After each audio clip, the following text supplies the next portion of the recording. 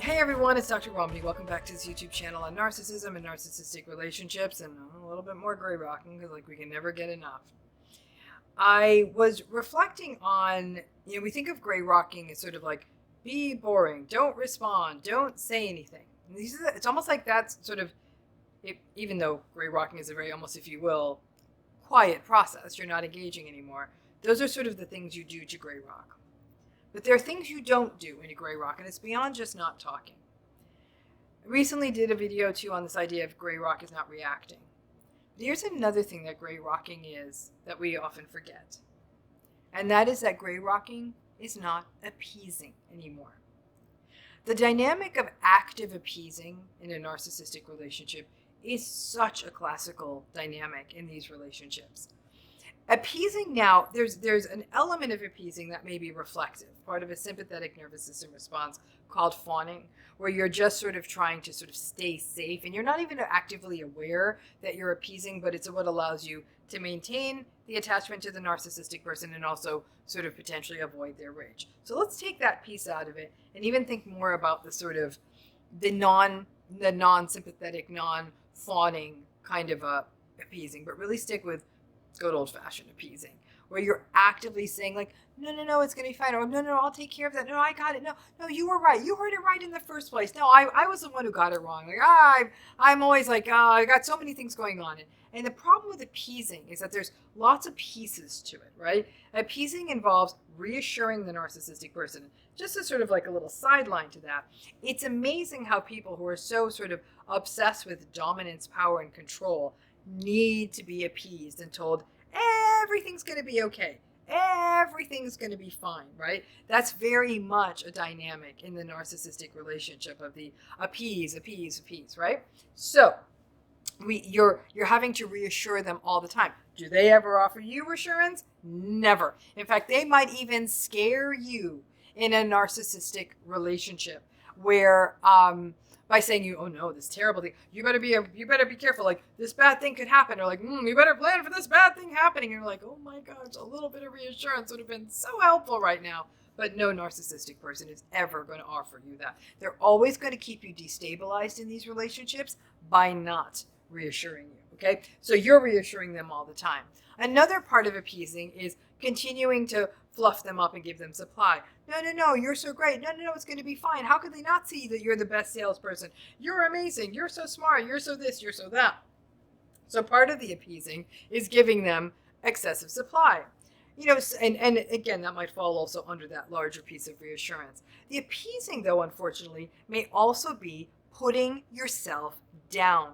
That you appease them by saying, oh, I'm the one always making a mess of everything. What a dummy I am. Like, you were so right. I was so wrong. Like, it's all going to be fine because I'm going to fix it. So it's where you're saying, well, I'm the problem. You're not. You're great. So you're getting not only that sort of fluffing piece of it, but you're also getting that other part of it, which is you're reassuring them. But they get a third bonus from this, which is you're putting yourself down. I screwed this up. This isn't your fault. I'm going to fully take care of this. I'm going to be the one who makes it right. So you're appeasing them. All of these appeasement strategies largely allow the narcissistic person either to stay regulated, and that regulation for them means that they either stay in power, that they don't have to deal with shameful emotions like anxiety, all of that. So that's the appeasing approach. Now, the problem with the appeasing in a narcissistic relationship is it's never enough, and you never get to stop doing it. Right? So narcissistic people who might come in like gangbusters, like they know everything and they're so smart and they've got it all figured out, they don't do well with uncertainty. Now, most of us don't do great with uncertainty, but we kind of accept that this is life. We don't always get to know how the movie ends. Like, we're just going to have to sort of tolerate the not knowing. But when a narcissistic person is enduring uncertainty, they're clanging around. Why aren't they telling me right away?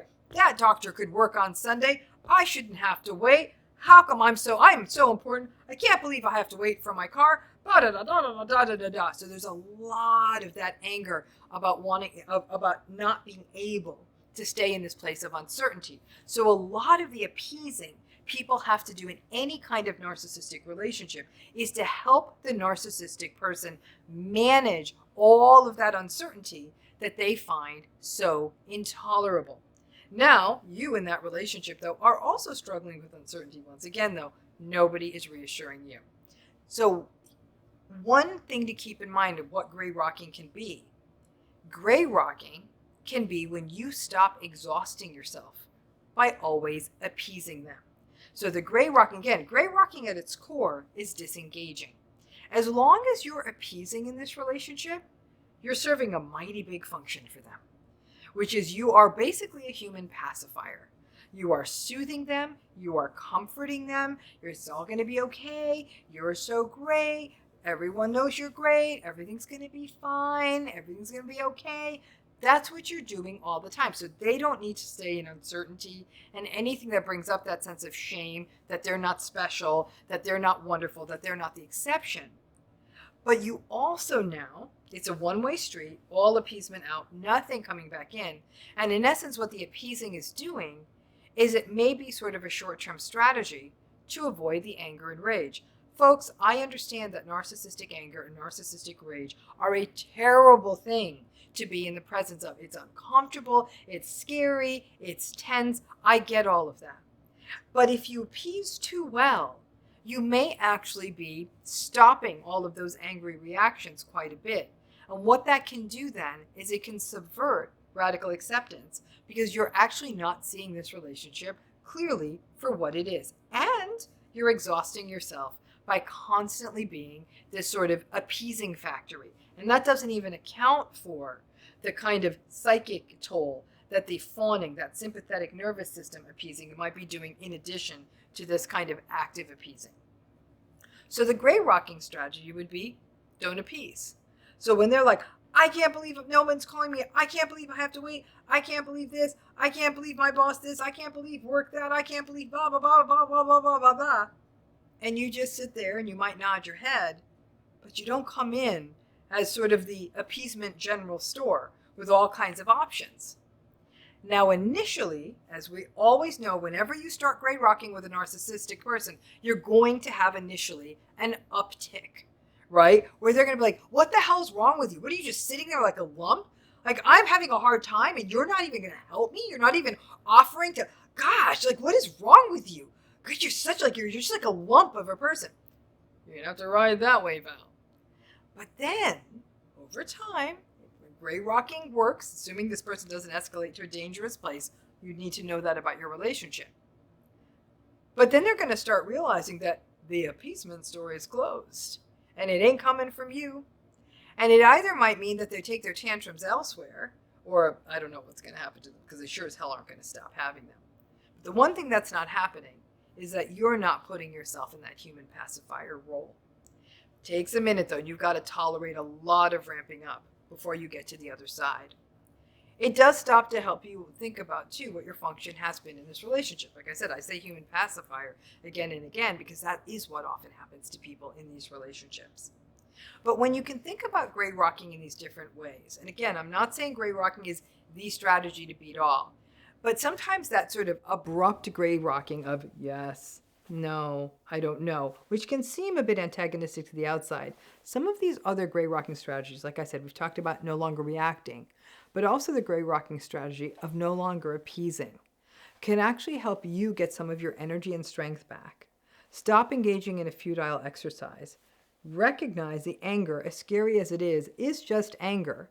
And it's about them and their dysregulation, and it has nothing to do with you. You're just the unfortunate one who is in their presence. And then you might even get to a point where they recognize that you're the pacifier that got lost, and they might have to find another way to deal with this, whatever that looks like, just as long as it's not you. So thinking about gray rocking in different ways rather than just the old school being as dull as a gray rock, but perhaps finding ways to no longer get into some of the patterns, like reacting, like appeasing, can also help you sort of find strategies to disengage from this relationship in a variety of ways that help you retain sort of your level of energy and focus.